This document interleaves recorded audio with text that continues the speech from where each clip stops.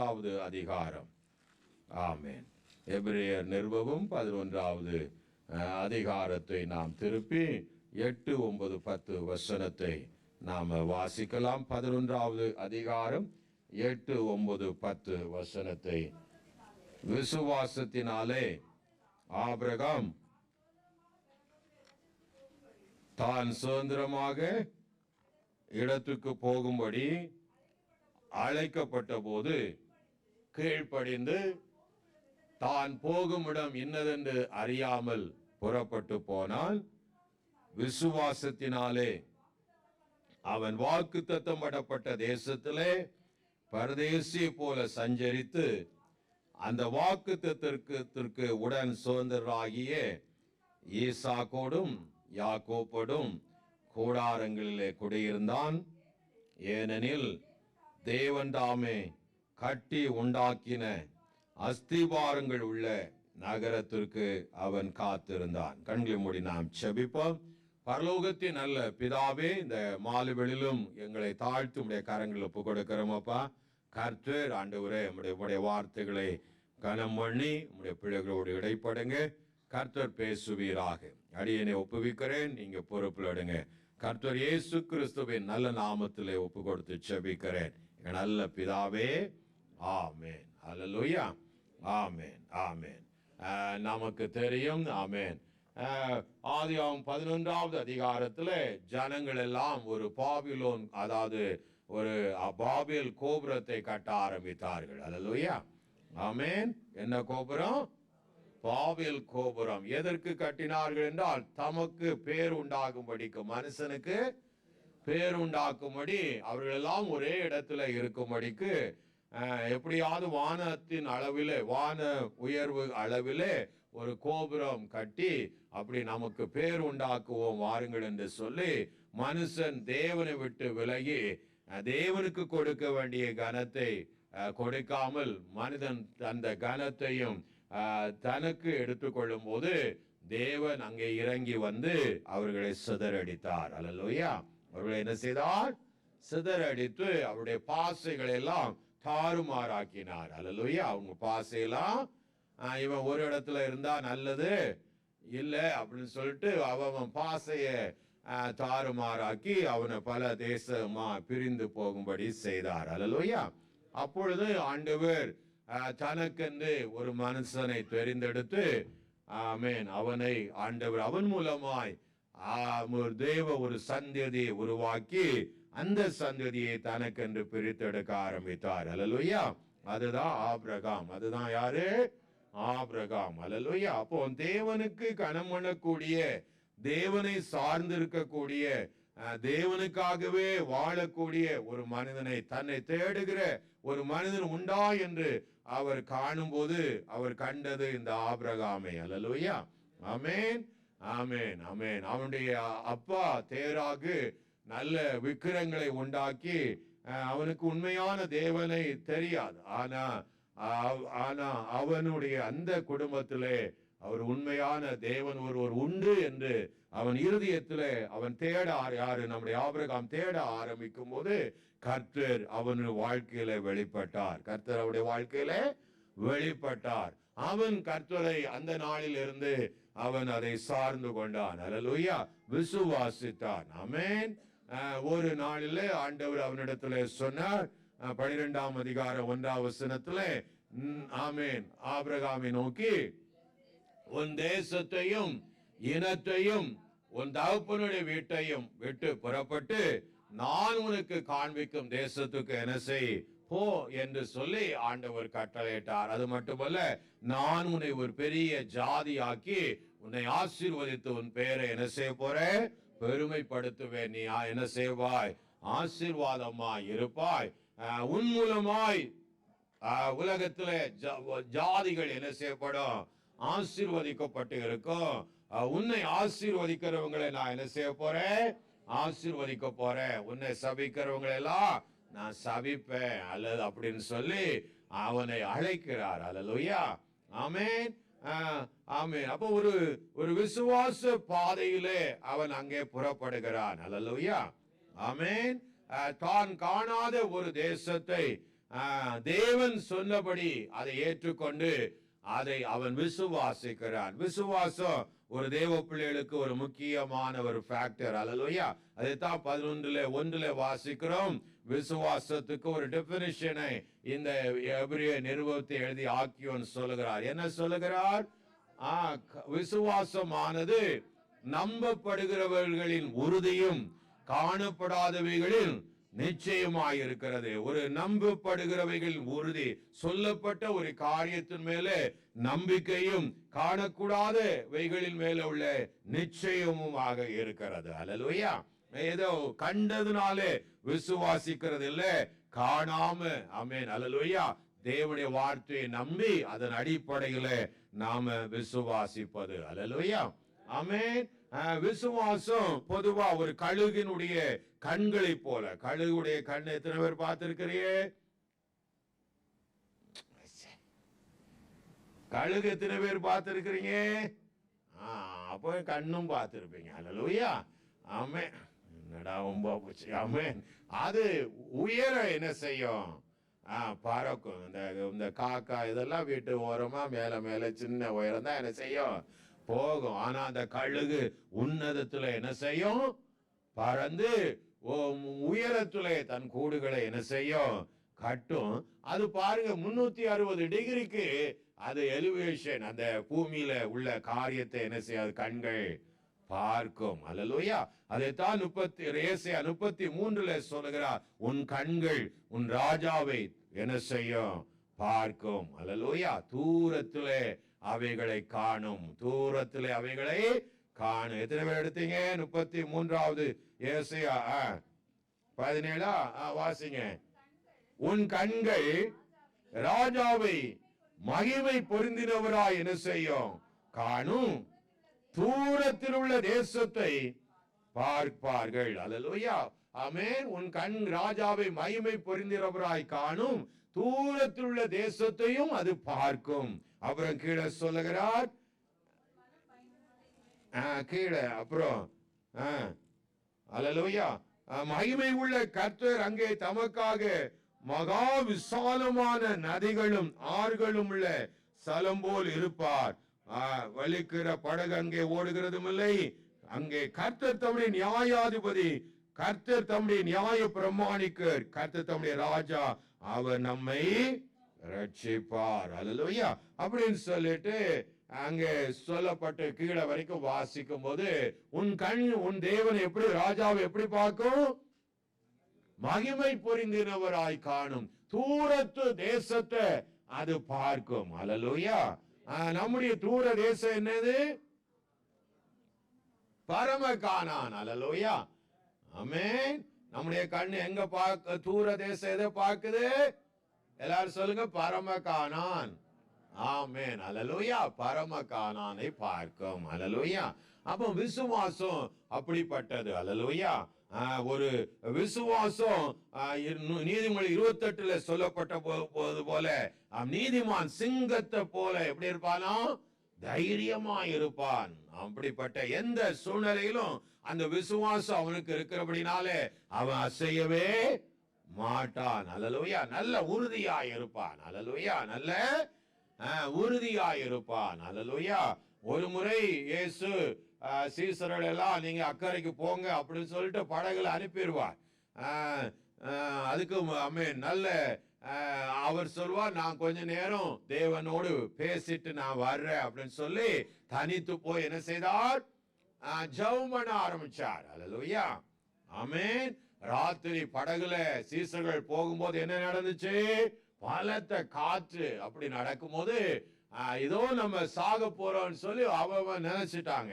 உடனே இயேசு கடல் மேல என்ன செய்தார்? நடந்து வந்தார். அல்லேலூயா.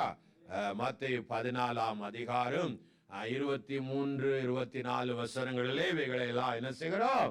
வாசிக்கிறோம். அப்படி நடந்து வரும்போது ஆமென், இயேசு சொன்னார், பயப்படாதீர்கள், நான் தான் அப்படின்ட்டார். அல்லேலூயா. எப்படி சொன்னார்? கடல் நடக்கிற கண்டு ஆவேசம் என்று, அதாவது ஏதோ ஆவியை பார்க்கிறேன் பயந்து அலறினார்கள் என்று வேதம் சொல்லுகிறேன். ஏன்னா சாக போற நிலையில அவங்களுடைய நம்பிக்கை எதை பார்ப்பாங்களாம்? இந்த பூதங்களை பார்த்து அப்படி பயப்படுற அப்படி விட்ட ஒரு நம்பிக்கை. அல்லேலூயா. ஆனா ஆமென், ஆண்டவர் சொன்னார், திடன் கொள்ளுங்கள், நான் தான், பயப்படாதீர்கள் என்றார். அல்லேலூயா. நான் தான் என்ன செய்யறேன், நீ பயப்படாது என்ன. அப்படி கேட்ட உடனே பேதுரு எழும்பி சொல்றார், ஆண்டவரே நீரானால் நானும் ஜலத்தில் நடக்க கிருபை செய்யும். அல்லேலூயா. கட்டளையிடும் அப்படின்ட்டான். அல்லேலூயா. ஒரு பீட்டு நீராய் ஆனால் நானும் கடல்ல என்ன செய்ய போறேன். அவனுக்கு அப்படிப்பட்ட ஒரு சின்ன விசுவாசம். அல்லேலூயா. முந்தின நாளுதான் அவன் பார்த்தான், ஆண்டவர் கொஞ்சம் அப்பத்தை மீனை வச்சு 5000 பேருக்கு என்ன செய்தார், பங்கிட்டு கொடுத்தா. பேதுருதான் அதை எடுத்து பிற்க அவன் கண்ணு முன்னாகவே அது பெருகி கொண்டே வந்தது. அல்லேலூயா. அப்ப இந்த தேவன் எப்படிப்பட்டவர் என்று அவன் கொஞ்சம் அறிய ஆரம்பித்தான். அல்லேலூயா. கொஞ்சம் இந்த தேவன் எப்படிப்பட்டவர், ஆமென், அவர் அதிசயமானவர், இவர் சர்வ வல்லமை உள்ள அப்படின்னு கொஞ்சம் அறிந்தபடினால்தான் அவன் கேட்கிறான், நீரே ஆனால் ஆண்டவரே நான் வரும்படி நானும் கடலில நடக்கும்படிக்கு எனக்கு என்ன செய்யணும். நம்ம கேட்போமா? அங்க சாகுற அளவுக்கு அலை என்ன செய்கிறது, காற்றும் புயல் அடிக்குது. ஆமென். நடக்க முடியுமா? குளிர் வேற. அப்படிப்பட்ட இடத்துல பேதுருக்கு ஒரு எந்தியாசிஸ், அதாவது ஒரு ஆவல், அவரை போல நான் என்ன செஞ்சேன்னா நடக்கணும். ஒரு நல்ல ஒரு காரியம் தான். அல்லேலூயா. இதுல 2 பகுதியை பிரிக்கலாம். ஒண்ணு அந்த வீக், அதாவது பலவீனமான ஒரு விசுவாசம், இன்னொரு சைடுல பலமான விசுவாசம். அல்லேலூயா. பலவீனமான விசுவாசம் அப்படின்னா அவன் ஆண்டவர் சொன்ன உடனே ஜம்ப் பண்ணிட்டான் தண்ணியில. அல்லேலூயா. ஜம்ப் பண்ண உடனே எப்படி இருக்கும், இந்த சின்ன பிள்ளைங்களுக்கு அந்த விளையாட்டுல ஒரு தோல்ல வச்சு ஜம்ப் பண்ணுவாங்க, அந்த மாதிரி கடல்ல என்ன செய்யட்டான், ஜம்ப் பண்ணிட்டான், நடந்துட்டான். அல்லேலூயா. ஆனா கொஞ்சம் பார்வைய திசை திருப்பினா பாருங்க, அப்படியே மூழ்க ஆரம்பிச்சான். அல்லேலூயா. ஆனா நல்ல ஒரு காரியம் செய்த, அமிழ்ந்து போகையில் ஆண்டவரே என்ன செய்யும், ரட்சியும் என்று கூப்பிட்டார். அல்லேலூயா. ஆமென். நிறைய பேர் அவிசுவாசத்துல மூழ்கி போக்கி கொண்டு இருக்கிறாங்க. ஆமென். சின்ன ஒரு காரியத்துல கூட ஒரு விசுவாசம் உங்க வாழ்க்கையில இல்லை. ஆமென். தேவ பிள்ளைகள் தான், கர்த்தருடைய ரட்சிப்பை பெற்றவங்க தான், ஆண்டவரை கொஞ்சமா அறிந்தவங்க தான். ஆனா தங்கள் வாழ்க்கையில ஒரு சூழ்நிலை பிரச்சனை வரும்போது அவங்களால அதுல நிலை நிற்க முடியாம, ஐயோ நான் மூழ்கி போறேன், இதோட வாழ்க்கை என்ன செய்ச்சு, முடிஞ்சது, எல்லாம் போச்சு, நீ நம்பி இருந்தேன், எல்லாம் கைவிட்டு போச்சு அப்படின்னு சொல்லி அலற ஆரம்பிக்கிறோம். அல்லேலூயா. கர்த்தர் நிச்சயமா உங்க வாழ்க்கையில இருந்தாருன்னா அப்படிப்பட்ட சூழ்நிலைக்குள்ளே இருக்க மாட்டோம். நீதிமான் எப்படி இருப்பானா, சிங்கத்தை போல தைரியமா இருப்பான். எது நடந்தாலும் என் ஆண்டவர் பார்த்து கொள்வார். அல்லேலூயா. எது நடந்தாலும் என் தேவனோடு கூட இருக்கிறார். அப்படிப்பட்ட ஒரு நிச்சயம் ஒரு தேவ பிள்ளையுடைய உள்ளத்துல எப்பவும் இருந்துட்டே இருக்கும். ஆமென். அவன் வாயில வர்ற வார்த்தை, என் கர்த்தர் பார்த்துக்கோ, இந்த சூழ்நிலையிலையும் நான் கடந்து போவேன். அல்லேலூயா. இதையும் நான் தாண்டி போவேன் அப்படின்னு அவன் வாய் அதை சொல்லும், விசுவாச அறிக்கையிடும். ஐயரே நான் மடிந்து போகிறேன் அப்படின்னு சொல்லி அவன் கூப்பிடும் போது ஆண்டவர் கரத்தை நீட்டி அவனை தூக்கினார். அல்லேலூயா. அவன் தூக்கிட்டு ஒரு காரியத்தை சொன்னார், அற்ப விசுவாசம் ஏன் சந்தேகப்பட்ட அப்படின்ட்டார். ஏன் உன் விசுவாசத்துல சந்தேகம் வந்துச்சு? அது நல்லா தான் நடந்த. ஆமென். அவன் சூழ்நிலைகளை பார்த்த உடனே பயந்து முங்கிய போயிட்டான். அல்லேலூயா. ஆனா பாருங்க, அவனுடைய ஸ்ட்ராங் விசுவாசம் எப்போ வந்துச்சுன்னா, இயேசுவின் கரத்தை பற்றி கொண்டு 2 பேருமா நடக்கும்போது அவன் பலசாலியாய் வந்தான். கரங்களை ஊத்தி எல்லாம் சொல்லுமா, மறுபடியும் அவன் முங்கி போனதே இல்ல. அல்லேலூயா. ஆமென். அப்போ விசுவாசம் என்கிறது, ஆமென், நம்முடைய சூழ்நிலையில நாம எப்படி ரிஃப்ளெக்ட் பண்றோம், எப்படி அதை ரெஸ்பான்ஸ் பண்றோம், அதை பொறுத்து இருக்கிறது. அல்லது அதை எப்படி சமாளிக்கிறோம். ஆமென். ஒண்ணு அறியணும், கர்த்தர் எப்பொழுதும் நம்மோடு கூட தான் இருக்கிறார். அல்லேலூயா. நம்மை விட்டு விலகுவதும் இல்லை, உன்னை எபிரேயர் 13 சொல்லுகிறார், 5ஆம் வசனத்துல, நான் உன்னை விட்டு விலகுவதும் இல்லை, கைவிடுவதும் இல்லை. அல்லேலூயா அப்படின்ட்டார். அல்லேலூயா. ஆமென். கடைசி இதுல வாசிக்கிறோம், நான் உன்னை விட்டு விலகுவதும் இல்லை, உன்னை கைவிடுவதும் இல்லை என்று அவர் சொல்லி இருக்கிறாரே. எந்த சூழ்நிலையிலும் அவர் நம்முடைய படகுல தான், நம்முடைய வாழ்க்கையோட தான் என்ன செய்கிறார், இருக்கிறார். பயப்பட வேண்டிய அவசியம் இல்ல. அல்லேலூயா. அப்படிப்பட்ட ஒரு விசுவாசம் நமக்கு அவசியம். அல்லேலூயா. அப்போ இந்த ஆபிரகாமிடத்துல அப்படிப்பட்ட ஒரு அசாதாரணமான விசுவாசம் என்ன செய்கிறது, அவன் தேவனை விசுவாசித்தான். அல்லேலூயா. தேவனை என்ன செய்தான், விசுவாசித்து அந்த பாருங்க, அவன் அந்த தேவ சத்தத்தை அவன் கேட்டு பழகினபடினாலே, அல்லேலூயா, தேவ சத்தத்தை கேட்டு பழகினபடினாலே, அல்லேலூயா. எப்படி அந்த சின்ன சாமுவேல் அந்த 1 சால் 3ஆம் அதிகாரத்துல பாருங்க, அடி ஆண்டவரே என்னோடு பேசு, அடி கர்த்தாவே என்னோடு சொல்லும், அடியேன் கேட்கிறேன் என்ற அந்த காது அவனுக்கு ஆபிரகாமுக்கும் இருந்துச்சு. அல்லேலூயா. ஆமென். கர்த்தர் பேசுகிறவர் என்ற அறிவு அவனுக்கு இருந்துச்சு. அல்லேலூயா. கர்த்தர் என்ன சொல்லுகிறவர், பேசக்கூடியவர். அந்த நாளில் நம்மள மாதிரி எல்லாம் பைபிள் எல்லாம் அவன் கையில என்ன செய்யல இல்ல. ஒரு மனசாட்சியின்படி தேவனோடு அவன் பேசி பழக ஆரம்பிச்சா. அதைத்தான் வேதம் சொல்லுது, அவன் விசுவாசத்தின் தகப்பனானான். அல்லேலூயா. அது மட்டும் இல்ல, அவர் தேவனுக்கு நல்ல சிநேகித நண்பனாயிருந்தான், ஃப்ரெண்ட். அல்லேலூயா. கர்த்தருடைய நண்பன், ஃப்ரெண்டா இருந்தான். எப்படி பாருங்க. அப்போ அந்த சத்தத்தை கேட்டு கேட்கிறது மட்டுமல்ல, இன்னைக்கு அநேகர் கேட்பாங்க, ஆனா அதுக்கு கீழ்ப்படிய மாட்டாங்க. அந்த சத்தத்துக்கு என்ன செய்ய மாட்டாங்க, கீழ்ப்படி. தனக்கு சாதகமா இருந்தா அவங்க ஏற்றுக்கொள்வாங்க, இல்லைன்னா அவங்க கீழ்ப்படுகிறது இல்லை, விட்டுடுவாங்க. ஆனா ஆபிரகாம் அப்படி இல்ல. அங்க நஷ்டம் வந்தாலும் கூட, அல்லேலூயா, தன்னுடைய சொந்த தேசத்தை விட்டு போக வேண்டிய சூழ்நிலை. ஏன், அவனுக்கு வசதி இல்லாம இல்ல, அவனுக்கு நல்ல வாழ்க்கை இல்லாம இல்ல, அவனுடைய உறவினர்கள் தகப்ப எல்லாமே ஆடு மாடுகள் எல்லாம் அந்த ஊர் பட்டணத்துல எல்லாம் செழிப்பாத்தா வாழ்ந்துட்டு இருக்கிறாங்க. அதை விட்டுட்டு போகணும்னு அவசியம் அவனுக்கு இல்லை. ஆனா அவன் ஒரு காஸ்ட், அதாவது அத விலைக்கரியத்தை கொடுக்க ஆரம்பித்தான். அல்லேலூயா. ஒரு விலைக்கரியத்தை விசுவாசத்துல கர்த்தர் பேசினார், அதை நான் கீழ்ப்படிய வேண்டும் என்ற ஒரு கான்செப்ட்ல முழுவதும் ஒப்பு கொடுத்து அதை ஏற்றுக்கொண்டு அவன் காணாத அந்த தேசத்துக்கு அவன் விசுவாசத்தோடு என்ன செய்தார், புறப்பட்டு போனான். இது கொஞ்சம் கஷ்டம் தானே, நம்ம கேட்கறதுக்கு வாசிக்கிறது நல்லா இருக்கிறது போல தெரியுது, அப்படித்தானே? என்ன ஒரு மாதிரி இருக்கியே, இது எங்களுக்கு தெரிஞ்சது தானே. ஆமே, அப்படித்தான். ஆமே. பாருங்க, ரட்சிப்பு ஒரு விசுவாச ஜீவிதம், அது காஸ்ட்லி. அல்லேலூயா. ஆமென். அது ஆண்டவர் லூக்கா 14ஆம் அதிகாரத்துல இதை குறித்து எழுதும் போது அதுல 22 23 நினைக்கிறேன் அந்த வசனத்துல அவன் கவுண்ட் த காஸ்ட் அப்படின்னு சொல்லப்பட்டிருக்கு. அதாவது அவன் ஒருவன் ரட்சிக்கப்பட்டு தேவனை பின்பற்ற மனதா இருந்தா அவன் அதுக்கு முன்னாடி அவன் யோசிக்கணும் அப்படின்னு சொல்லி ஆண்டவர் பேசுகிறார். அவன் என்ன பேசுகிறார், ஒருவன் ஒரு வீட்டை கட்ட ஆரம்பிக்கும் முன்பாக அதுக்கு செல்லும் செலவை என்ன செய்வான், அதான அந்த வசனம் தானே லூக்கா 14 கீழ்.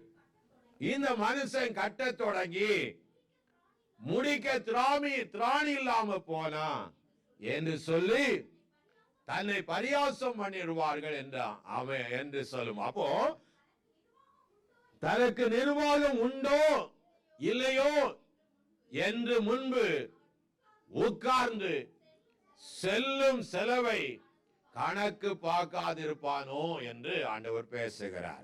அதாவது ரட்சிப்பு ஈஸி இல்ல. அதாவது ஃபார் எக்ஸாம்பிள், இப்போ ஒரு சவுதியில ஒரு முஸ்லிம் ரட்சிக்கப்படணும்னா அவன் என்ன காஸ்ட் கொடுக்கணும் உங்களுக்கு தெரியாதா? ஒரு ஈரான்ல ஒரு முஸ்லிம் கன்வெர்ட் கிறிஸ்தவை ஏற்றுக்கொண்டு விசுவாசி ஆகணும்னா என்ன காஸ்ட் கொடுக்கணும்? அல்லது ஒரு நார்த் கொரியாவில் ஒரு கிறிஸ்தவனா வாழ அவன் முயற்சி வந்துட்டான்னா அவன் என்ன காஸ்ட் கொடுக்கணும்? ஜீவன். புரியுதுங்களா?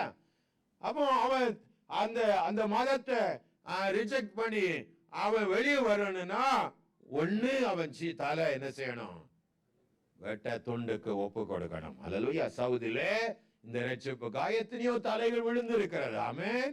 எத்தனையோ ஜனங்கள் சிறைச்சாலையிலே மாண்டு போயிருக்கிறாங்க. ஆமென். அல்லேலூயா. எத்தனை நீங்க சாட்சிகளை கேட்கும் போது எத்தனை ஜனங்கள் ஆமென் அல்லேலூயா இப்படிப்பட்ட பாதைகளை ஈரானிலும் ஆமென் நார்த் கொரியாவிலும் இன்னும் உலகத்துல அந்த நாள்ல இருந்த யுஎஸ்எஸ்ஆர் அந்த மாதிரியான கம்யூனிஸ்ட் தேசங்கள்ல எத்தனையோ ஜனங்கள் தங்கள் விலைக்கரையத்தை என்ன செய்தார்கள், மாடிய தங் ஜீவனை கொடுத்திருக்கிறார் இந்த விலையேறப்பட்ட ரட்சிப்புக்காக. அல்லேலூயா.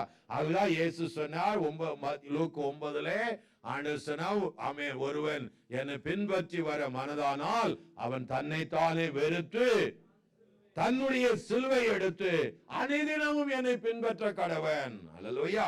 என்ன ஒரே ஒரு நாளில் அல்ல, அனுதினமும் அவன் தன் சிலுவை என்ன செய்யணும், எடுக்கணும். அப்ப ஒரு வாலிப ஓடி வரா, நான் உண்மை பின்பற்றுவேன், நீ எங்க போனாலும் உம்மிடத்துல வருவேன் சொன்ன. ஆண்டவர் சொன்னார், நரிகளுக்கு குழி உண்டு, பறவைகளுக்கு கூடு உண்டு, மனுஷகுமாரனுக்கு தலை சாய்க்க இடம். அப்ப ஒரு இந்த ரட்சிப்பு காஸ்ட்லி, இந்த விசுவாசம் ஆமென் விலைக்கரியத்துக்கு கொடுக்கப்பட்டிருக்கிறது. அல்லேலூயா. ஆமென். ஏதோ அப்படி நான் கிறிஸ்துவ குடும்பத்துல பிறந்தேன் என்கிறதுக்காக இந்த ரட்சிப்பு நமக்கு கிடைக்கல. அல்லேலூயா. இந்த விசுவாசத்துக்குள்ள வரணும்னா என்னைக்கும் நீ சாகவும் ரெடியா இருக்கணும். அல்லேலூயா. ஆமென். ஹலோ. ஆமென். அதைத்தான் ஆண்டவர் சொல்றார். ஒருவன் இந்த ரட்சிப்புக்குள்ள வந்துட்டு பிரச்சனை வரும் போது சூழ்நிலை வரும்போது பின்வாங்கி போறதுக்கு அல்ல, வருக்கு முன்னாடி அவன் யோசிக்கணும், அதுக்கு வேண்டிய விலைக்கரையத்தை என்ன செய்யணும், கொடுக்க ஆயத்தமா இருக்கணும். அதனாலதான் ஆண்டவர் சொன்னார். அல்லேலூயா. மரித்தோர் தங்கள் மரித்தோர்களை போய் அடக்கம் பண்ணப்பட்டோம், நீ முதல்ல என்ன பின்பற்றி வா அப்படின்ட்டார். அல்லேலூயா. அது மட்டுமல்ல, ஆண்டவர் சொன்னா, என்னை விட உன் தகப்பனையோ ஒருவன் தகப்பனையோ தாயையோ கணமன் அவன் கணமணி எனக்கு பாத்திரவான் அல்ல அப்படின்ட்டார். அல்லேலூயா. என்னை விட ஆண்டவர் உபாகமத்தில் எழுதி வச்சார், நிறைய இடத்துல எழுதி வச்சிருக்கிறார். ஆமென். ஒருதான் ஆமென் ஒரு குடும்பத்துல உபாகமத்துல சம் 20-30 அதிகாரமா சம் அதிகாரத்துல ஆண்டவர் சொல்லுவார், அதாவது உன் தாயோ ஒரு தகப்பனோ உன் சகோதரனோ அந்நிய தெய்வத்தை உன் வீட்டுக்குள்ள கொண்டு வந்து இதுதான் தேவனை நமஸ்கரித்தா உன் விசுவாசத்துக்கு இடத்தை உண்டாக்குனா அவனை என்ன செய்திரு, வெட்டி போட்டுருன்ட்டார். அல்லேலூயா. அவனை தாயா இருந்தாலும் சரி, ஹலோ என்ன சைலண்ட் ஆயிடுச்சு, தகப்பனானாலும் சரி சகோதரனாலும் சரி, ஆமென், என்ன செஞ்சிடணும், வெட்டி போட்டுரு அப்படின்ட்டார். ஆமென். அல்லேலூயா. ஒரு அதாவது அதுக்கு ஒரு இடத்துல இல்ல, பல இடத்துல ஆண்டவர் சொல்லுகிறார். அல்லேலூயா. அப்போ அதுக்குள்ள விலைக்கிரியத்தை கொடுக்க என்ன செய்யணும், ஆயத்தம் உள்ள பிள்ளைகளா இருக்கணும் விசுவாசத்துக்காக. அல்லேலூயா. அவனாலதான் அந்த நித்திய ஜீவனுக்குள்ள என்ன செய்ய முடியும், பிரவேசிக்க முடியும். ஆபிரகாம் அந்த விலைக்கிரயத்தை கொடுத்தான். அல்லேலூயா. தேவன் தன்னை அழைத்த மாத்திரத்திலே அவன் எல்லாவற்றையும் விட்டு, தகப்பனை விட்டு, தன்னுடைய இனத்தாரை விட்டு, தன்னுடைய சொந்த தேசத்தை விட்டு ஒரு காணாத ஒரு தேசத்துக்கு அவன் தேவனை நோக்கி என்ன செய்தான், புறப்பட ஆரம்பித்தான். அல்லேலூயா. ஆமென். எல்லாவற்றையும் இழந்து எல்லாவற்றையும் விட்டு கொடுத்து, அல்லேலூயா, என்னென்ன இருந்துச்சோ அதெல்லாம் அவன் விட்டான். அல்லேலூயா. எல்லாவற்றையும் என்ன செய்தான், விட்டான். எதற்காக? தேவன் கொடுத்த அந்த வாக்குக்காக. நான் உனக்கு காண்பிக்கிற தேசம், அல்லேலூயா, அங்கே உன்னை பெரிய ஜாதியாய் மாற்றுவேன். என்ன சொன்னார்? பெரிய ஜாதியாய் மாற்றுவேன். உன் பேரை என்ன செய்வேன், பெருமைப்படுத்துவேன். நீ ஆசீர்வாதமாய் அந்த வார்த்தையை நம்பி இப்ப இருக்கிற ஆசீர்வாதங்களை, இப்ப கண்ணு முன்னால் இருக்கிற எல்லா நன்மைகளை அவ உதறி தள்ளினான். அல்லேலூயா. உதறி இப்போ அப்படிப்பட்ட ஒரு நிலைமையில உங்களை பார்த்து ஆண்டவர் கூப்பிட்டாரு வச்சுக்கிடுங்க. எப்பா இங்க இருந்து நீ எந்த தேசத்துக்கு அனுப்பலாம், ஏதோ ஒரு தேசத்துக்கு போனா இங்க எவ்வளவு சுகமா நாம இருக்கிறோம். அல்லேலூயா. இதை விட்டுட்டு இங்க பிள்ளையும் குட்டியுமா நல்லாதான் எம்ஏஎஸ்லயே அங்க எங்கேயோ படிச்சுட்டு இருக்கு, இப்ப எங்க என்னால போக முடியும் என்று ஒரு கம்ஃபர்டபுள் லைஃப்ல நம்ம தேடுவோம். அல்லேலூயா. ஆனா ஆபிரகாம் அப்படி அல்ல. தன் எல்லாரையும் அமேன் எல்லாம் விட்டுட்டு அவன் என்ன செய்தான்? புறப்பட்டு போக ஆரம்பிச்சான். அப்போ தேவன் கொடுத்த வாக்குக்காக எல்லாவற்றையும் இழந்து அவன் அந்த ப்ராமிஸ், அந்த வாக்கு தத்தத்தை அடைவதற்காக அவன் புறப்பட்டு போனான். அப்போ இன்னொரு ஃபியூச்சருக்காக இன்னைக்கு இருக்கிற ஒரு பிரசன்ட் காரியத்தை இப்போ இருக்கிறவைகளை அவன் விட ஆரம்பிச்சான். அல்லேலூயா. விட்டு கொடுக்க. அப்ப விசுவாசம் விட்டு கொடுக்க கூடியது. அல்லேலூயா. எதுன கொடுக்க கூடியது? பாருங்க, இந்த விசுவாச பட்டியல்ல எத்தனையோ பேருடைய லிஸ்டுகள் இருக்கிறது. அல்லேலூயா. அதுல எல்லாம் என்ன போட்டிருக்கு? விசுவாசத்திலே வாளால் வெட்ட உண்டார்கள், விசுவாசத்துல விட்டார்கள். அல்லேலூயா. அப்படிதான் வேதத்துல பட்டியல்ல அந்த 11ஆம் அதிகாரத்தை என்ன செய்கிறோம்? வாசிக்கிறோம். அல்லேலூயா. அந்த 34, 33, 35, அல்லேலூயா, 36 இதெல்லாம் நீங்க எபிரேயர் 11ல நான் வாசிக்கிறேன். ஆமே, இவையெல்லாம் நீங்க வாசித்தீங்கன்னா ஆமே 37 இவெல்லாம் பாத்தீங்கன்னா அவங்க குறைவுகளை எல்லாம் ஒரு காஸ்ட் கொடுத்தா. ஆமேன். ரட்சிப்புக்காக அன்னைக்கு மட்டும் விலைக்கரையத்தை கொடுத்தாங்க. ஆதி சபை ஒரு விலைக்கரையத்தை கொடுத்துச்சு. ஆமே. நீரோ மன்னே அவங்கள விலங்குகளுக்கு இரையாக போட்டான். அல்லேலூயா. நீரோ மன்னே ஆமென் ஃபெஸ்டிவல் டைம்ல ஆமென் டார்ச் லைட்டுக்காக கிறிஸ்தவனை உயிரோடு கொளுத்த ஆரம்பிச்சான். அல்லேலூயா. ஆமென். இப்படி பல காரியங்களை விலைக்கரையத்தை அவங்க கொடுத்துதான் நித்திய ஜீவனை அவங்க அடைந்தாங்க. அல்லேலூயா.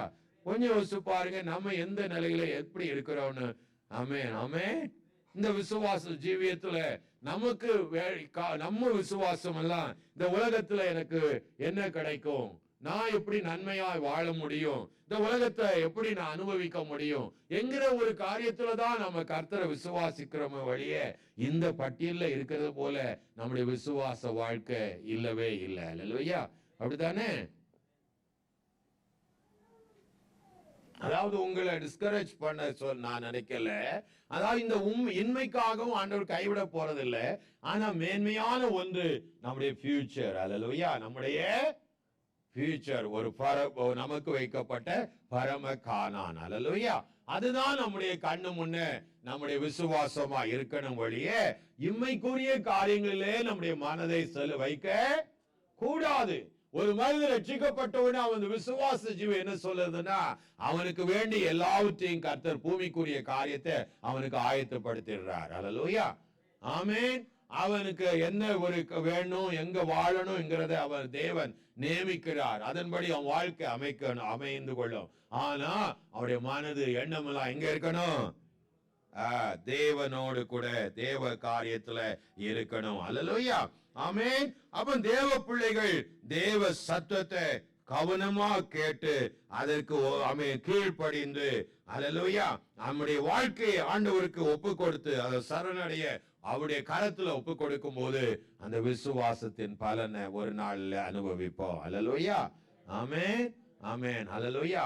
அப்ப நம்முடைய வாழ்க்கையின் முக்கியம் அந்த பரம கானான். அல்லேலூயா. ஆமென். அப்புறம் ஆபிரகாம் நம்ம பார்த்தா அவன் பூமியில தன்னை ஒரு அந்நியன், ஸ்ட்ரேஞ்சர் அப்படின்னு தான் அவன் நினைச்சான். அல்லேலூயா. எப்படி எண்ணிக்கொண்டான்? பூமியில தன்னை அந்நியரும் பரதேசம் என்று எண்ணிக்கொண்டான். அல்லேலூயா. நிறைய செல்வம் இருந்துச்சு, நிறைய புகழ் இருந்துச்சு. அவனுக்கு 318 வேலையாள் வாலிப பிள்ளைகள் இருந்தாங்க, யுத்த புருஷர்கள். அல்லேலூயா. அப்ப எவ்வளவு ஜனம் அவனுக்கு வேலை செய்யக்கூடிய ஆள் இருந்தாங்கன்னு பார்த்துக்கொள்ளுங்க. அவ்வளவு சீமானா இருக்கிற ஒரு மனிதனை அவனுடைய எண்ணம் எல்லாம் எதுல வைக்கல? உலகத்துல வைக்காம அந்த தேசத்து பரம தூரத்துல உள்ள அந்த தேசத்துல போறதுக்காக தன்னை ஒரு ஸ்ட்ரேஞ்சர், இந்த பூமியில ஒரு தற்காலிகமா ஒரு யாத்திரை செய்யக்கூடிய மனிதன் என்று எண்ணினான். அல்லேலூயா. நீங்க என்ன நினைக்கிறீங்க?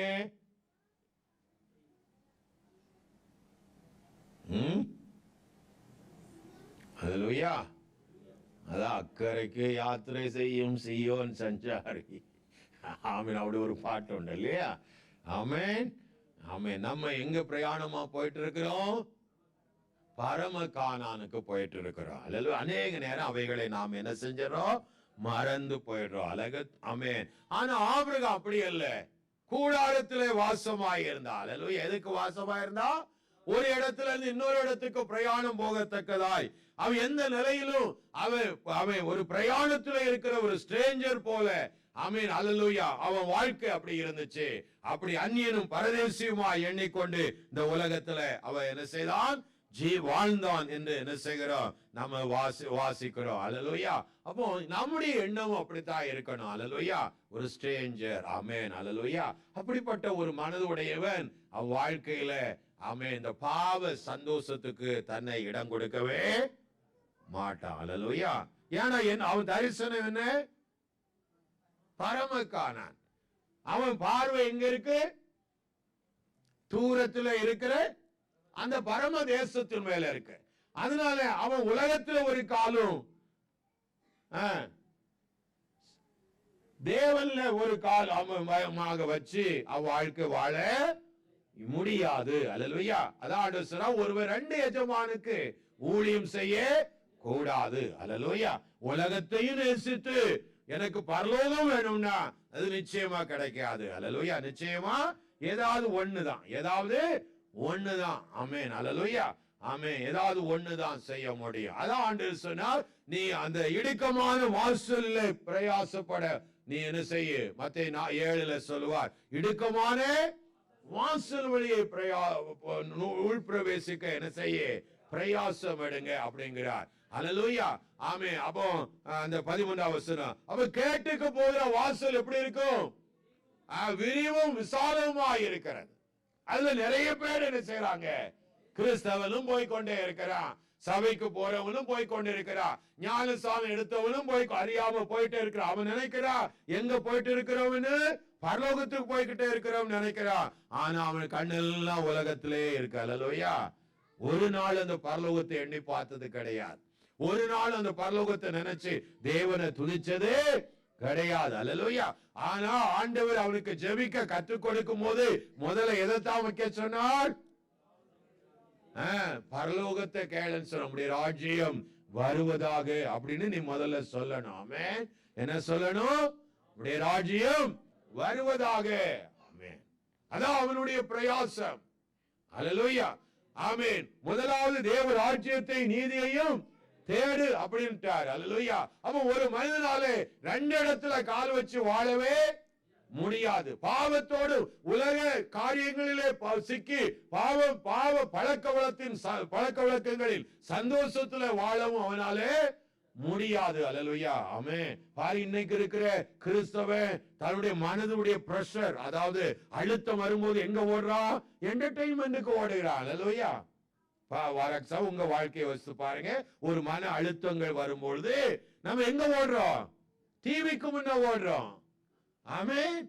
ஆமென். டிவில முன்ன போய் ஏதாவது அந்த மன அழுத்தத்தை நம்மளை போக்குவதற்கு முயற்சி எடுக்கிறோம், ஏதாவது ஒன்று செய்யறோம். பாவ சந்தோஷத்தை அனுபவிச்சு அந்த டைம்ல இருக்கிற பிரஷரை, மைண்ட்ல இருக்கிற சூழ்நிலையை மாற்ற முயற்சி எடுக்கிறோம். அப்படிதான் நிறைய விசுவாசி இருக்கிறான். அல்லேலூயா. ஆனா தாவீதை பாருங்க, உடைய வேதம் எனக்கு என்னது, மன மகிழ்ச்சி. இப்படி வேதம் மட்டும் என்கிட்ட இல்லடா, நான் எப்பவுமே மடிந்து போயிருப்பேன் அப்படிங்கிறான். அவன் இருந்து கொஞ்சம் அந்த நியாயபுரமான புஸ்தகம் தான். ஆனா பாருங்க, நமக்கு எவ்வளவு பெரிய அருமையான புத்தகம். நமக்கு 66 புத்தகத்தை தேவன் நம்ம கையில என்ன செஞ்சிருக்கிறார். ஒரு வருஷம் ஆனாலும் படிச்சு முடிஞ்சு தீராது. அல்லேலூயா. ஆமென். ஆனா இதுல நமக்கு மன மகிழ்ச்சி இருக்கிறதா? இல்ல. அல்லேலூயா. மத்தேயு புஸ்தகம் 7ஆம் அதிகாரத்திலே அவன் ஒரு வீட்டை கட்டுறவன் எது மேல கட்டுவான், கற்பாறையில் கட்டப்பட்ட வீடு என்று சொன்னார். அல்லேலூயா. எதன் அடிப்படையிலே, தன்னுடைய தேவ வசனத்தின் அடிப்படையிலே ஒரு மனிதன் அவன் வாழ்வானால் அவன் வாழ்க்கை எதுல கட்டப்பட்டு இருக்கிற வீடை போலது, கற்பாறையில கட்டப்பட்ட தன் வீட்டுக்கு ஒப்பாய் இருக்கிறது. அல்லேலூயா.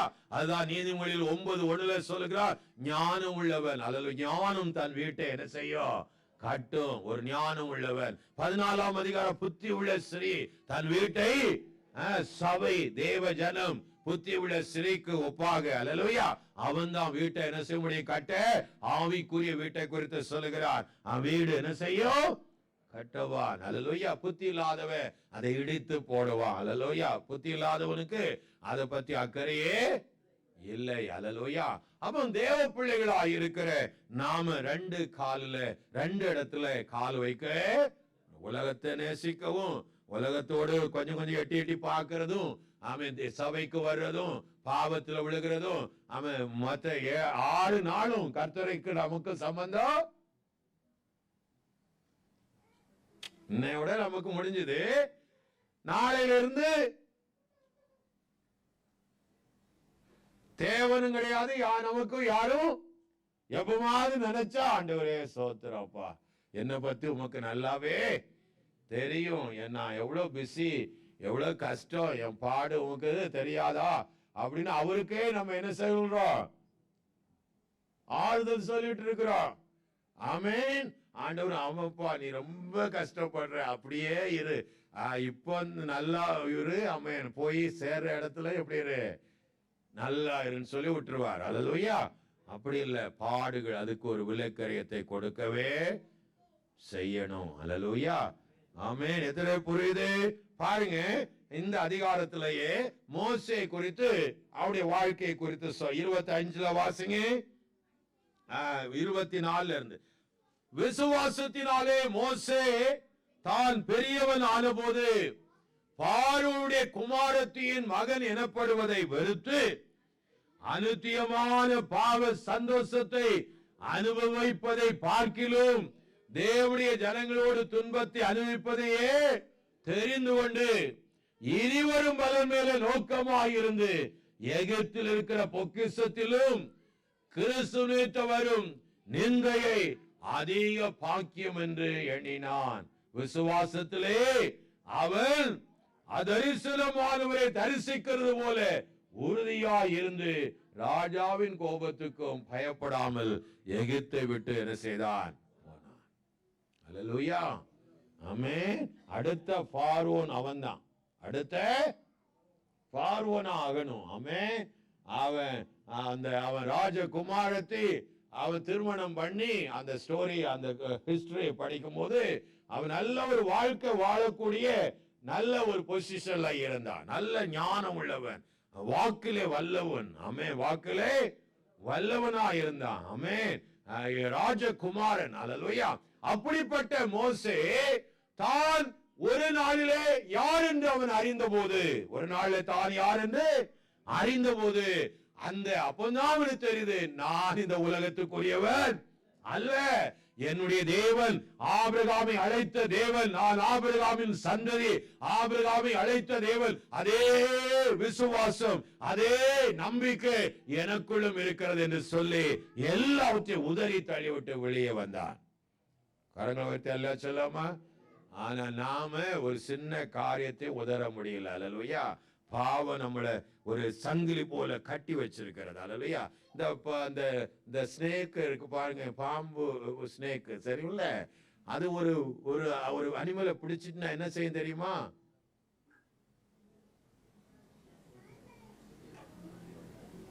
நல்லா சுத்திரும்.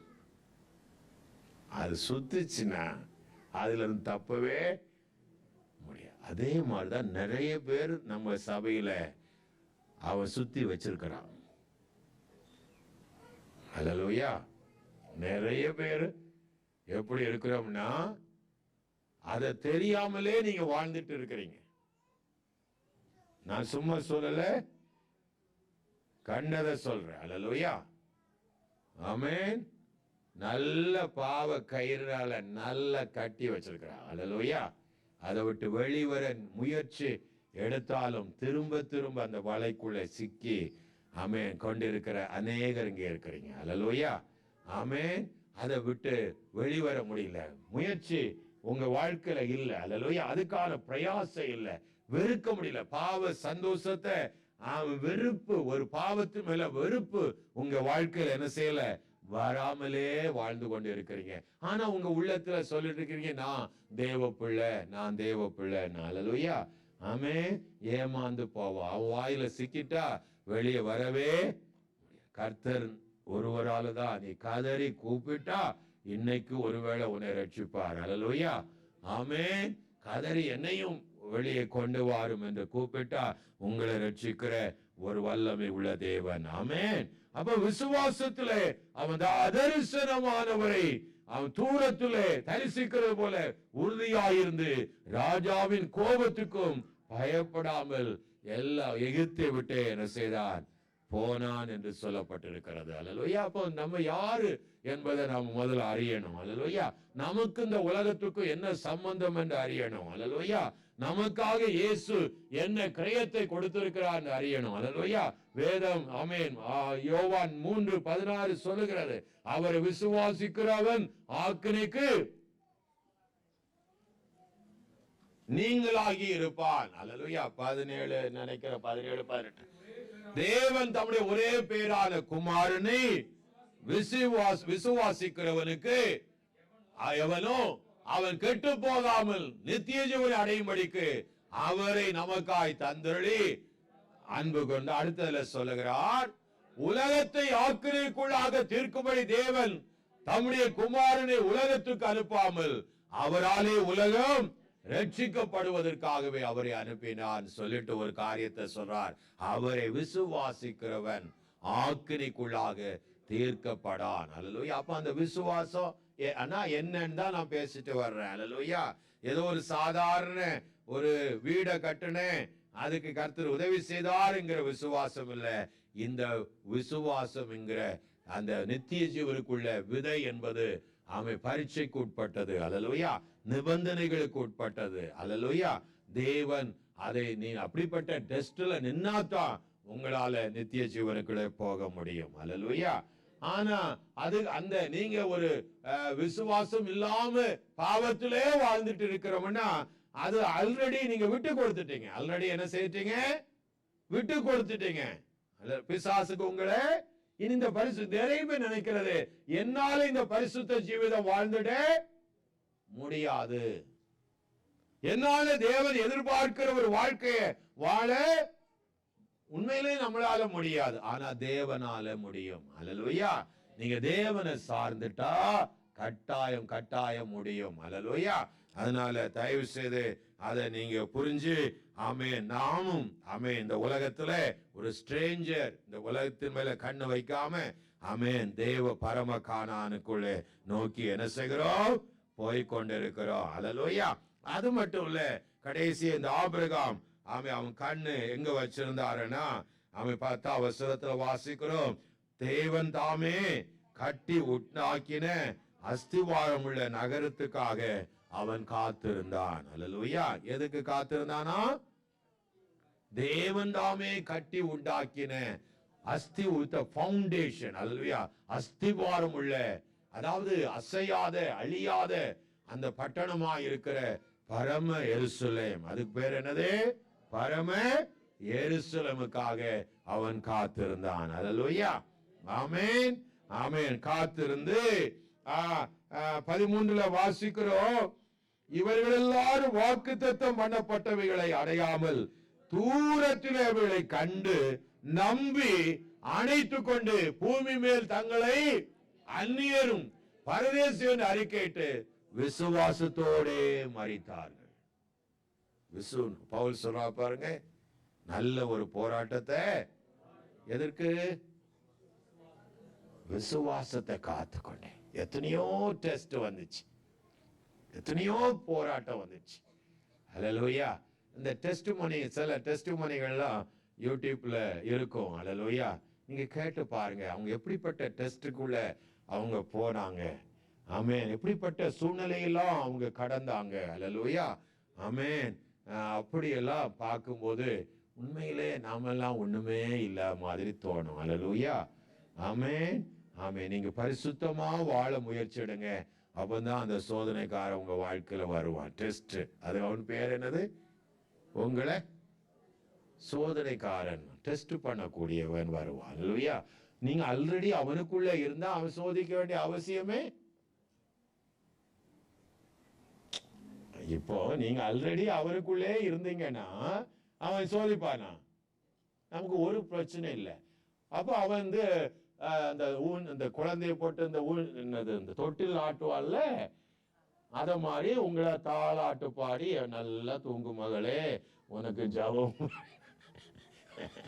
ஜபமாவது தரிசனமாவது. அல்லேலூயா. எதுக்கு இந்த ஜனங்கள்லாம் போராடுறாங்க? ஆமென். எதுக்கு இப்படி எல்லாம் அழுது ஜெபிக்கணுமா? ஏன் இந்த உடம்பெல்லாம் நடுங்கி இந்த சத்தம்லாம் போட்டு இவங்க ஏன் ஜெபிக்கிறாங்க? இவங்க ஒரு அமைதியா ஜெபிக்க முடியாதா? அப்படிலாம் நிறைய பேரு அவங்களுக்குள்ளே. ஆனா அந்த பாரமான அந்த ஆவியானவுடைய அந்த பாரம் ஒரு மனிதனுக்கு வரும்போது அவன் அழுகிறான், வியாகுலப்படுகிறான். அல்லேலூயா. சபையை குறித்து ஏன் ஆண்டவர் இந்த சபையார் இப்படி இருக்கிறாங்க? ஏன் ஒரு உயிர் இல்லை? ஏன் அவங்களுக்குள்ள ஒரு அக்னி இல்லை? ஏன் அவங்களுக்குள்ள ஒரு ஜெப வாழ்க்கையே இல்லை? ஒரு சப்புன்னு வர்றான், ஆராதனை அப்படி இருக்கு, எல்லாம் அப்படி இருக்கு, ஒரு உயிர் மீட்சி இல்லையே ஏன் அப்படின்னு அவன் அழுகிறான், துக்கப்படுறான், பாரப்படுறான். அல்லேலூயா. ஆமென். ஆமென். முன்பெல்லாம் இப்போ நேபாள் எல்லாம் போன இந்த அக்டோபர்ல போயிட்டு வந்தேன். ஆரம்ப நாள்ல போன சில சபைகளை நான் திரும்பியும் போய் விசிட் பண்ணேன். ஆரம்ப நாள்ல நான் போகும்போது அது ஒரு ஃபயரா நல்லா அந்த ஊழியக்காரன் அப்படி இருந்தான். அல்லேலூயா. ஆனா இப்போ அந்த சபையை பார்க்கும்போது செத்தது போல இருக்கிறது. ஒரு இடத்துல இல்லை, பல இடங்களில் அப்படித்தான் ஆயிற்று. அல்லேலூயா. காரணம் அந்த உலகம். அல்லேலூயா. என்னது? உலகமும் சபையும் ஒன்னா கலந்து, ஆமென், அல்லேலூயா, கலப்படமாயி ஆனதுனால எது விசுவாசம், எது பரீட்சை, எது டெஸ்ட், எங்க வாழ்ந்துட்டு இருக்கிறோம், எங்க போகிறோம், அந்த தரிசனமே இல்லாம வாழுகிற சபை. அல்லேலூயா. நீங்க எப்படி இருக்கிறீங்க? எல்லாரும் எழுந்திருப்போமா? ஆமென். அல்லேலூயா. ஒரு விஷயம் கூட யோசித்து பாருங்க. அல்லேலூயா. அவ ஒரு விலை கிரயத்தை கொடுத்தா. விசுவாசம் என்பது நம்பப்படுகிறவர்களின் நிச்சயமாயிருக்கிறது. அல்லேலூயா. காணக்கூடாதவைகளை நம்புகிற நம்பிக்கையாயிருக்கிறது. அல்லேலூயா. ஒரு விஷயம் கூட ஆண்டவருடைய சமூகத்திலே, ஆண்டவரே தகப்பனே, அவன் தூரத்திலே கண்டு அந்த பரம கானானை, ஆமென், அணைத்து கொண்டு, ஆமென், அல்லேலூயா, விசுவாசத்தோடு அவங்க மரிச்சாங்க என்று வேதம் சொல்லுகிறது. எல்லாரும் ஒரு விஷயம் கூட, ஆமே, உங்க 2 கரங்களை உயர்த்தி அல்லேலூயா உங்க யோசித்து பாருங்க. ஆமே, உங்க தரிசனம் எதை குறித்து இருக்கிறது? உங்க கண், உங்க ஜெப வாழ்க்கை, ஆமே, எதை குறித்து ஜெபிக்கிறீங்க?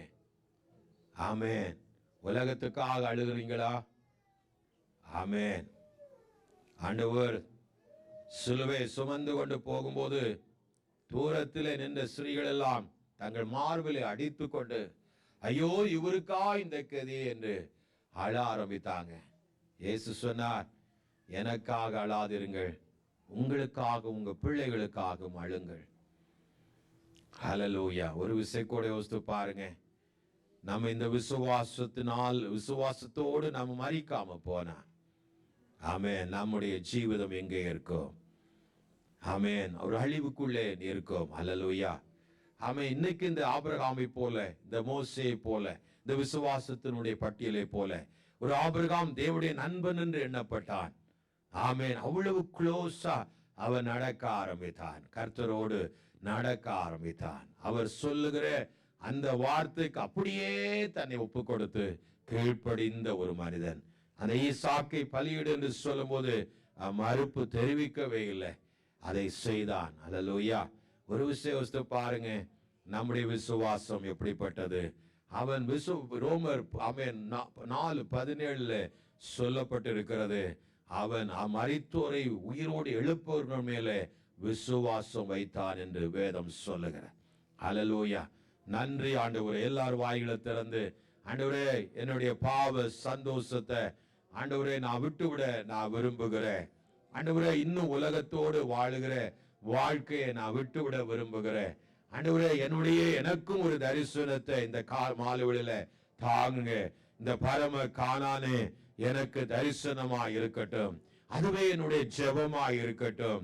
ஆண்டவரே நான் போவேனா என்று ஆண்டவரே உங்களுடைய சமூகத்துல என்னை விசாரித்து கேட்டு அதில் நடக்கக்கூடிய அந்த காரியத்தை எனக்கு கற்று தாருங்க. நன்றி. எல்லாரும் வாயில திறந்து செபிப்போமா?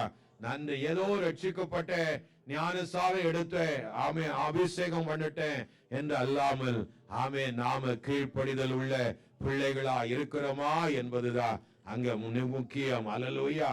ஆமே இந்த விசுவாசத்தை காத்து கொண்டு இருக்கிறோமா என்பது நமக்கு முக்கியம். நன்றி ஆண்டவரே, நன்றி இயேசுவே. எல்லாரும் தேவனை ஸ்தோத்திரிப்போம். நன்றி அப்பா, நன்றி ஆண்டவரே, நன்றி ஆண்டவரே, நன்றி அப்பா, நன்றி சொல்லுகிறோம். நன்றி அப்பா. ஆமே புத்தி உள்ள மனுஷன் தன் வீட்டை ஆமேன் கற்பாறை உள்ள அந்த வேத வசனத்தின் அடிப்படையிலே வீடு கட்டப்பட்டு இருக்கும். அல்லேலூயா. தன்னுடைய ஆவிக்குரிய ஜீவிதம் வேதத்தின் அடிப்படையில இருக்கிறதா என்று ஒவ்வொரு நாளும் அவன் சிந்தித்து பார்த்து பார்த்து ஒவ்வொரு அடிகளை எடுத்து வைக்கிறவனா இருப்பா. நன்றி ஆண்டவரே, நன்றி அப்பா, நன்றி. எல்லாரும் ஆண்டவரை பார்த்து சொல்லுங்க, ஆண்டவரே நான் இந்த பிசாசின் தந்திரமான வலையில சிக்கி விடாதபடிக்கு, உலக மேன்மை ஆசைகள் என்னை மயக்கி விடாதபடிக்கு, உலக செல்வங்கள் ஆண்டவரே என்னை குருடாக வைத்து விடாதபடிக்கு, ஆண்டவரே நித்தியத்தை என் கண்கள் பார்க்க, தூரத்தில் உள்ளவர்களை பார்க்க ஒரு கழுகை போல ஆண்டவரே ஐயா உன்னதங்களிலே பறக்கிற ஒரு அனுபவத்தை எனக்கு தாங்க ஆண்டவரே. அது உலகத்திலே ஒரு தாழ்ந்த இடத்துல இல்லாமல் அது உன்னதத்திலே பறக்கும். அல்லேலூயா. உன் ராஜாவை மகிமை புரிந்தவராய் அது பார்க்கும். அல்லேலூயா. தூரத்தின் தேசத்தை அது உன்னித்து கவனிக்கும். ஆமே நான் இருக்கிற இடம் உன்னதமான ஸ்தலம். அல்லேலூயா. உன்னதமான ஸ்தலம். என்னை ஆண்டவர் ரட்சித்து உன்னதங்களிலே உட்கார வைத்திருக்கிறார். அல்லேலூயா. ஏதோ ஒரு தாழ்ந்த இடத்துல அல்ல, என்னை உன்னத இடத்திலே உன்னதங்களிலே அவரோடு கூட அவன் சிங்காசனத்திலே என்னை வைத்திருக்கிறார். அல்லேலூயா. நன்றி ஆண்டவரே. எல்லாரும் தேவனை துதிப்போம். அல்லேலூயா. எல்லாரும் ஆண்டவரை துதிக்க. நன்றி ஆண்டவரே. இந்த பந்தய பொருளை நான் எந்த வகையிலும் இழந்து விடாதபடிக்கு ஐயா கடைசி வரைக்கும் இதற்காகவே வாழுவேன், இதற்காகவே அதை பிடித்துக் கொள்வேன். ஆண்டவரே தகப்பனே ஜீவ கிரீடத்தை நான் பற்றிக் கொள்வேன் என்று எல்லாரும் தேவனை நோக்கி நாம ஜெபிப்போம். நன்றி ஆண்டவரே, நன்றி அப்பா, நன்றி ஆண்டவரே, நன்றி இயேசுவே, நன்றி தகப்பனே. ஓ ஆபிரகாம் விசுவாசித்தான். ஆமென். அதற்கான விலைக்கரியத்தை கொடுத்தார். ஆமென். அல்லேலூயா. அவன் தன்னை ஒரு ஸ்ட்ரேஞ்சராய் அல்லேலூயா ஒரு பரதேசி என்று அறிந்து, ஓ யாத்திரை செய்யக்கூடிய மனிதன் என்று அறிந்து, இந்த பூமி நிலையானது அல்ல என்பதை அறிந்து தூரத்தில் உள்ள தேசத்தை நோக்கி தேவன் தாமே தன்னுடைய சொந்த கையாலே கட்டி உண்டாக்கின பரம கானான் அந்த பட்டணம் மகா எருசலேம் பரம எருசலேமுக்காக அவன் காத்திருந்தான். அது தன் மணவாளனுக்காக அலங்கரிக்கப்பட்ட ஒரு மணவாட்டியை போல அது பரலோகத்திலிருந்து இறங்கி வர கண்டேன் என்று யோவான் எழுதுகிறான். அல்லேலூயா. உன்னத ஸ்தானத்திலே உங்களை என்னை வைத்திருக்கிற அந்த தேவனிடத்திலே இந்த பாவ சந்தோஷம், இந்த உலக ஆசை, ஆமென் ஆமென் ஆமென், ஒருவன் தன்னை தானே வெறுக்காவிட்டா அவன் தேவனை பின்பற்ற முடியாது. அல்லேலூயா. ஒரு விஷயம் ஒப்பு கொடுப்போம். ஆண்டவரிடத்துல செபிங்க. ஒவ்வொரு நாளும் காலையில சன்னிதானத்தில் நிற்பேன்ப்பா. ஒவ்வொரு நாளும் செபம் பண்ணி என் ஆத்துமாவை விழிப்புள்ளதாய் வைத்துக் கொள்ளுவேன். எப்பொழுது வந்தாலும் நான் அப்பா உம்முடைய ராஜ்யத்தில் பிரவேசிக்கத்தக்கதான ஒரு விழிப்பை எனக்கு தாரும். நன்றி ஆண்டவரே. நாம் செபிப்போம். பரலோகத்தின் நல்ல பிதாவே, இந்த மாலைகளில் எங்களை தாழ்த்தி எங்களை ஒப்பு கொடுக்கிறோம். எந்த சூழ்நிலையிலும் இந்த பந்தய பொருள் ஆகியிருக்கிற நித்திய ஜீவனை நாங்க இழந்து விடாதபடிக்கு இந்த உலக ஆசைகள், இந்த உலக சிற்றின்பங்கள், ஆண்டவரே உலகத்துக்காக கவலைப்படுகிற காரியங்கள், லௌகிக மயக்கங்கள் இவையெல்லாம் விட்டுட்டு ஆண்டவரே ஐயா பரம கானானுக்காக எங்கள் மனதை செலுத்தி ஒரு அப்பா தகப்பனே அதை தூரத்துல கண்டு நாங்கள் அவைகளை அணைத்து கொண்டு அப்பா கர்த்தருடைய மெல்லிய சத்தத்துக்கு கீழ்ப்படுகிற ஒரு இணக்கமுள்ள ஆவியை தந்து நீர் எங்களை ஆசீர்வதிக்க வேண்டும் என்று ஜெபிக்கிறோம். எந்த விதத்திலும் சாத்தானுக்கு இடம் கொடாதபடிக்கு ஆண்டவரே எங்களுக்கு கிருபை தாரும். பொறுப்பில் எடுங்க. கர்த்தர் வந்த யாவரையும் ஆசீர்வதிங்க தகப்பனே. இந்த விசுவாசத்துல நாளுக்கு நாள் உடைய பிள்ளைகள் வளர உதவி செய்யும். கர்த்தர் இயேசுவின் நாமத்திலே ஒவ்வொரு பிள்ளைகளையும் ஆசீர்வதிக்கிறேன். நல்ல பிதாவே, ஆமென்.